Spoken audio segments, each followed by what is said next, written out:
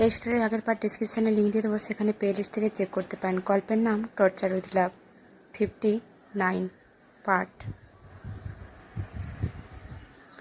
অভয় নিশি মুম্বাইয়ের সবচেয়ে বড় এবং লম্বা হোটেল বিল্ডিংয়ের ছাদে ছিল, যেখানে দুজনেই নিশির জন্মদিন উদযাপন করছিল। উভয় নিশিকে নিজের হাতে কেক খাওয়ালো। যখন নিশি তার হাতে অভয়কে কেক খাওয়াতে যায়, তখন সে নিশির হাত ধরে নেয়। তারপর সে নিশির ঠোঁটে জিভ রাখল, গভীরভাবে ঘুরিয়ে ঠোঁটে কেকটা চেটে নিল। অভয় যাই করলো তাতে নিশি লাল হয়ে যেতে লাগলো, আর তার লালিত মুখ দেখে অভয় নিশিতে হারিয়ে গেল। অভয় আদর করে নিশির মুখের দিকে তাকাতে লাগলো, তারপর নিশির কোমরে হাত রাখলো, ওকে নিজের কাছে টেনে নিল, আর ওর ঠোঁট দিয়ে আদর করে নিশির গোলাপি গালে চুমু দিল। নিশির গালে চুমু খেয়ে অভয় নিশির ঠোঁটের দিকে ঝুঁকে পড়তে লাগলো। অভয়ের এই বশ্যতা অনুভব করে নিশি আরও লজ্জা পেতে শুরু করে এবং তার হৃদস্পন্দন শব্দ করতে শুরু করে। নিশি এমনভাবে প্রতিক্রিয়া জানাচ্ছিল যেন অভয় প্রথমবারের মতো তার কাছাকাছি আসছে। অভয় যখন নিশির ঠোঁটে তার ঠোঁট স্পর্শ করল, নিশি লাল হয়ে গোলাপি হয়ে গেল এবং তাকে পিছনের দিকে ধাক্কা দিয়ে নিজের থেকে দূরে ঠেলে দিল। অভয়কে নিজের থেকে দূরে ঠেলে নিশি তার গোলাপি মুখকে আরও গোলাপি হতে বাধা দেওয়ার চেষ্টা করে অভয়ের সাথে নকল কণ্ঠে কথা বলে এবং চোখ একটু ঘোরাতে থাকে। সারপ্রাইজটা সুন্দর ছিল, কিন্তু সারপ্রাইজ শুধু জন্মদিনে দেওয়া হয় না, একটা গিফটও দেওয়া হয়। সেটা কোথায়? সবাই আমাকে গিফট দিয়েছে, তুমি নিশ্চয়ই এটা ভুলে গেছো। আমি জানতাম।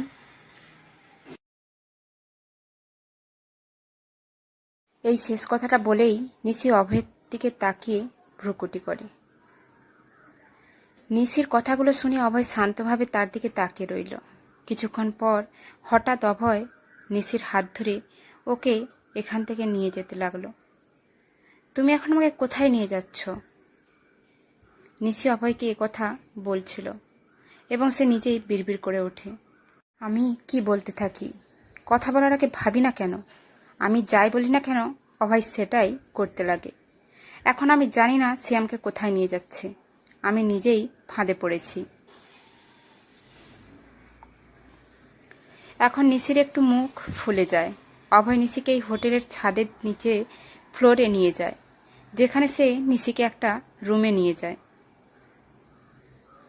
রুমটা অনেক বড় আর বিলাসবহুল ছিল, যেটা দেখে নিশি খুব একটা রিয়েকশন দেয়নি, কারণ অভয় যেখানে যায় বা থাকে না কেন এই বিলাস তার সাথে ঘুরতে থাকে, যা নিশি সবসময় দেখেছে।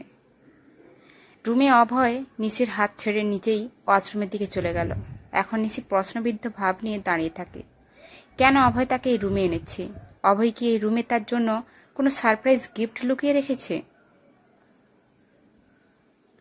এখন নিশি অভয়ের কাছ থেকে সারপ্রাইজ গিফট আশা করছিল। তারপর সে ভাবতে লাগলো অভয় তাকে গিফট হিসেবে কি সারপ্রাইজ দেবে। নিশি ভাবনায় ডুবে যেতে থাকে। তখনই ওয়াশরুমের দরজা খুলে যায়। দরজা খোলার আওয়াজ নিশির কানে এলে সে সেদিকে তাকায়, এবং নিশি সেদিকে তাকালে সে শুধু তাকিয়ে থাকে। তখন তার চোখ বড় বড় হয়ে যায়। বড় হয়ে গেছে কেন, যেন সেগুলো বেরিয়ে আসবে। আর পরের মুহূর্তে আবার নিশির চোখ নামিয়ে নিল আর তোতলানো কণ্ঠে বলল, তুমি কাপড় ছাড়া কেন? অভয় যখন ওয়াশরুম থেকে বেরিয়ে আসে, তখন নিশির অবস্থা এমন হয়ে যায়, কারণ সে হঠাৎ অভয়কে এইভাবে দেখে, কোনো কাপড় ছাড়াই। নগ্ন অভয় ছিল, কিন্তু নিশি লজ্জাবোধ করছিল। অভয় যে কোনো লজ্জা ছাড়াই ওয়াশরুমের দরজার কাছে থেকে রুমে প্রবেশ করল। নিশি যখন এই অভয়ের আগমন অনুভব করল, তখন সে তার নিচু চোখ চেপে আবার তোতলানো কণ্ঠে বলল, অভয়, এসব কি? এখান থেকে চলে যাও। অভয় দাঁড়িয়েছিল এবং এখন সে বলল, বেবি, তুমি গিফট চেয়েছিলে তাই না? তাই এটি তোমার গিফট। অভয় এই কথা বলতে নিচে চিৎকার করে উঠল, কি?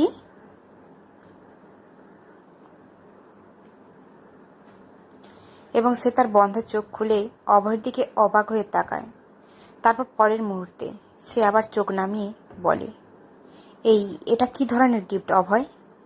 তোমার এই নতুন পাগলামি বন্ধ করো। একজন স্বামী তার স্ত্রীর কাছে সবকিছু তুলে দিচ্ছে। একজন স্ত্রীর জন্য এর চেয়ে বড় উপহার কি হতে পারে? বেবি, আজ তোমার জন্মদিনে আমি তোমার কাছে নিজেকে সমর্পণ করছি।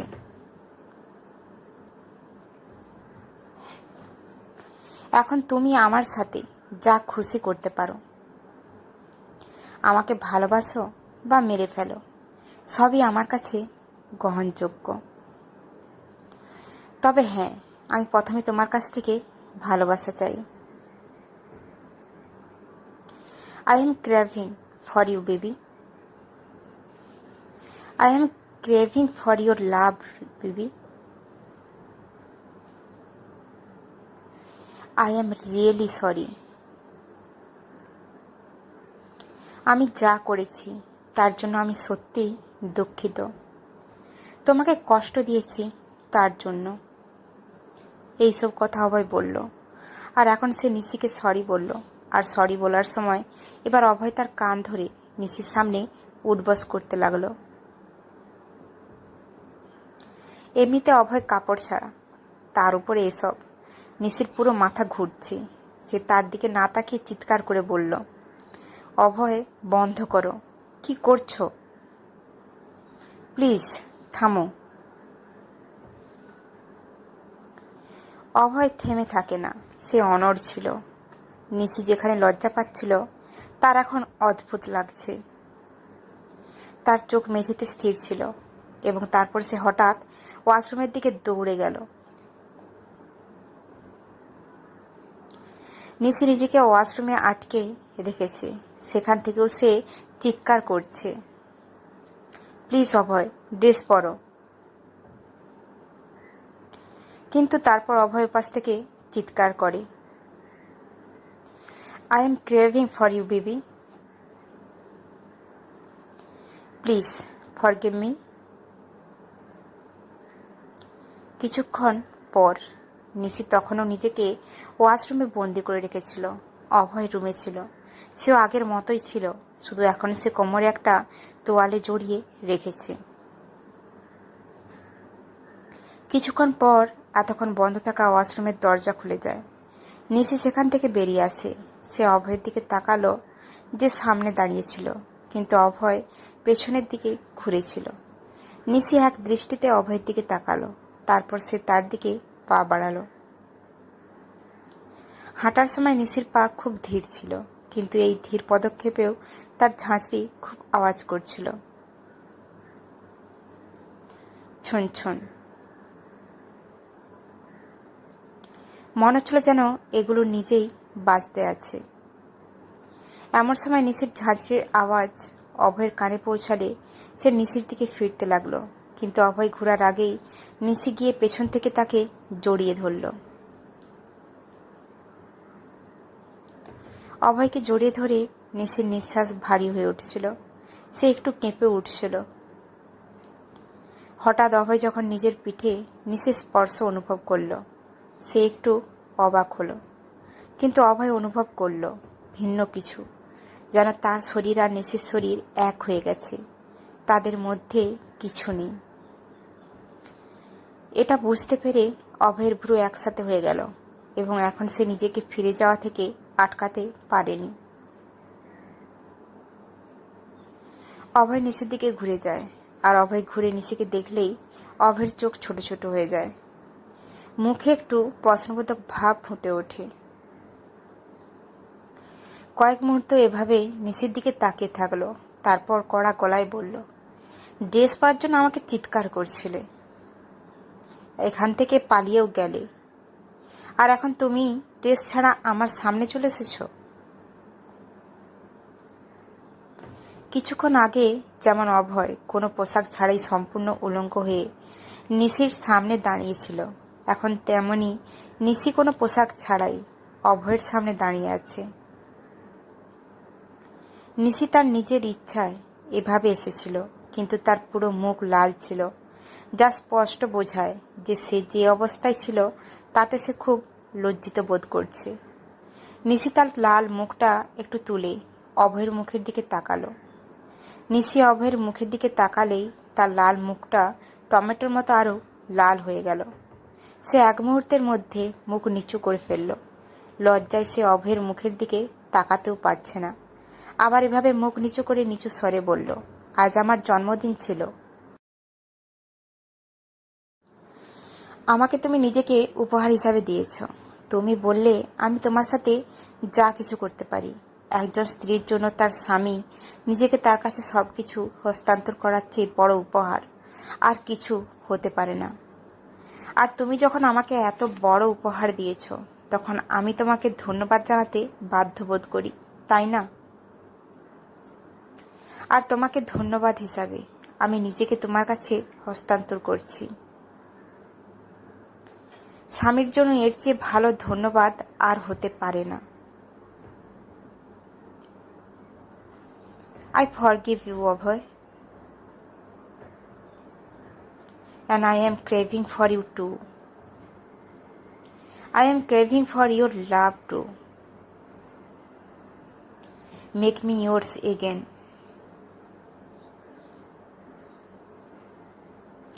নিশি এই শেষ কথা বলে আর এখন অভয়ের বুকে জড়িয়ে ধরে। নিশির এত কথা শুনে অভয়ের মুখে শুধুই আনন্দ। অভয় নিশিকে বুকে নিতে এক মুহূর্তও নষ্ট করেনি।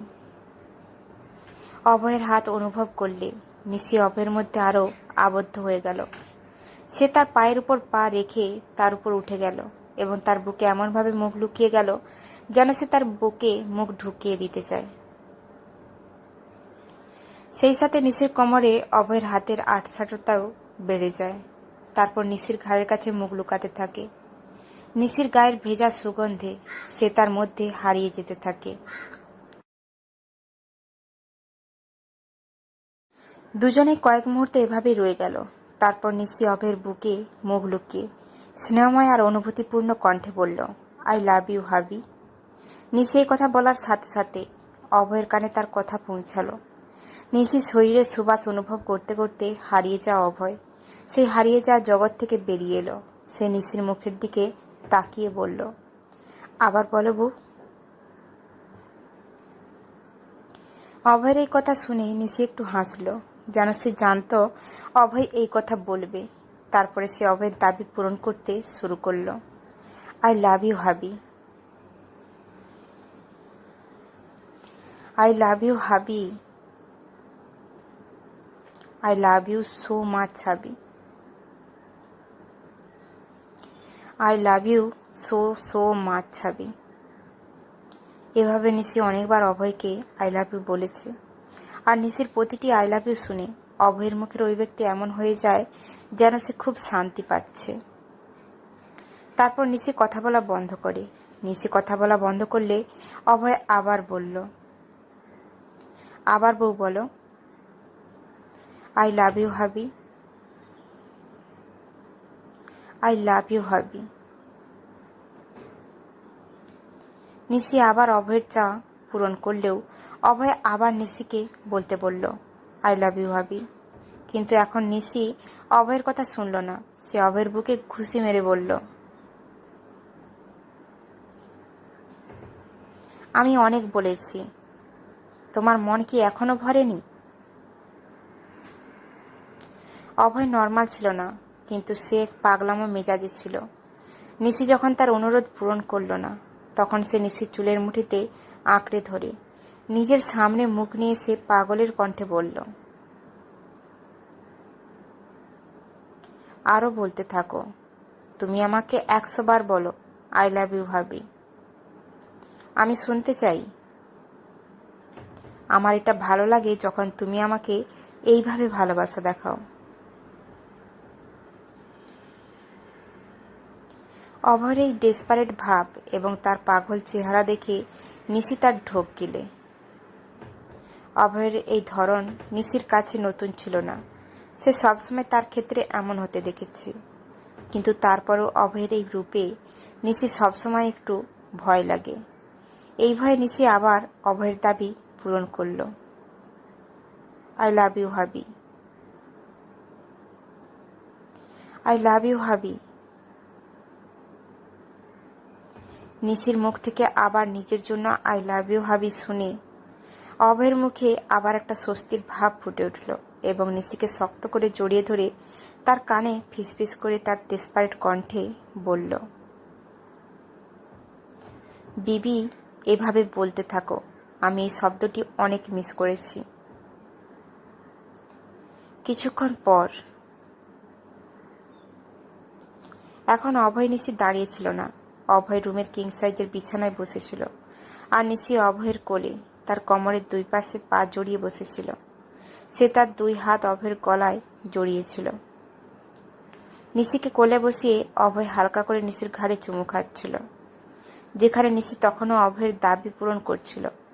সে শুধু বলে চলছিল, আই লাভ ইউ হাবি, অভয়কে। হঠাৎ আবার নিশির কথা বলা বন্ধ হয়ে গেল। নিশি থামতেই অভয় নিশির মুখের দিকে তাকালো। নিশি বুঝতে পারছে কেন অভয় তার দিকে তাকিয়ে আছে। নিশি মুখ ছোট করে বলল, তুমি কি সত্যিই আমাকে 100 টাইম আই লাভ ইউ বলবে? অভয় যে দাবি সে এখন পর্যন্ত পূরণ করেছে, তার কারণে নিশি এখন কথা বলতেও ক্লান্ত হয়ে পড়েছে। তার ক্লান্তি তার মুখে স্পষ্ট দেখা যাচ্ছে। অভয় নিশির ক্লান্তি লক্ষ্য করছিল। সে আবার নিশির চুলের মুঠিতে চেপে ধরে পাগলের কণ্ঠে বলল, এতটুকুতেই তুমি ক্লান্ত হয়ে গেলে বউ? এখনো তো অনেক বাকি। তুমি আমাকে অনেক অত্যাচার করেছ আর আমি নিজেকে অনেক কন্ট্রোল করেছি, কিন্তু আর নয়। এখন আর আমি তোমাকে ছাড়ব না। নিজেকে প্রস্তুত করো আমার মধ্যে ডুবার জন্য। এই শেষ কথায় অভয়ের কণ্ঠে অন্যরকম আবেগ ছিল, যেন সে যা বলছে তাই করবে। এবং তার এই আবেগ এবং আবেশ অনুভব করে নিশি আবার তার ঢোক গিলে ফেলল। তারপর সে অভয়কে কিছু বলতে যায়, কিন্তু নিশির কথা তার মুখের ভেতরেই থেকে যায়। আর তার আগেই এখন অভয় নিশির ঠোঁটে তার ঠোঁট মিলিত করে তার ঠোঁটে কিস করতে থাকে। এক মুহূর্তে অভয় নিশির ঠোঁটে এত প্যাশনেট কিস দিল যেন সে কিসেই নিজের সমস্ত কন্ট্রোল হারিয়ে ফেলল। অভয়ের এই জোশে নিশি এক মুহূর্তে একবারে ব্লাঙ্ক হয়ে গেল, যেন তার সমস্ত শক্তি চলে গেছে। সে অনেক কষ্টে বলল, অভয়। অভয় ধীরে ধীরে নিশির ঠোঁট দুটোকে ঠোঁটের মাঝে নিয়ে চিবিয়ে চিবিয়ে বলল, মোটেই না।